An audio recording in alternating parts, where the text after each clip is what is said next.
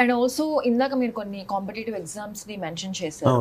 And intermediate అయిపోయిన తర్వాత కూడా for example imagine I'm into engineering start చేసేసాను నా BBS ఇదంతా కూడా, చదువుకుంటూ కూడా ఇంకా అటెంప్ట్ చేసి ఇంకా బెటర్ చేయొచ్చా, లేకపోతే is it like 10th and intermediate తోనే కాంపిటేటివ్ ఎగ్జామ్స్ అనేవి ఎండ్ అయిపోతాయి? మంచి ప్రశ్న అడిగారు.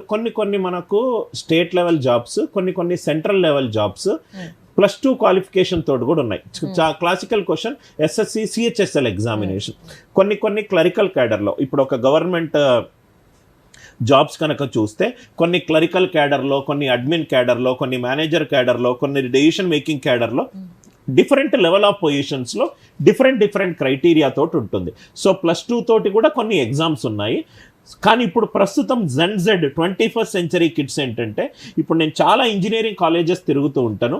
ఇప్పుడు ఏవేవ్ రన్ అవుతుందంటే సర్టిఫికేషన్ బేస్డ్ ప్రోగ్రామ్స్.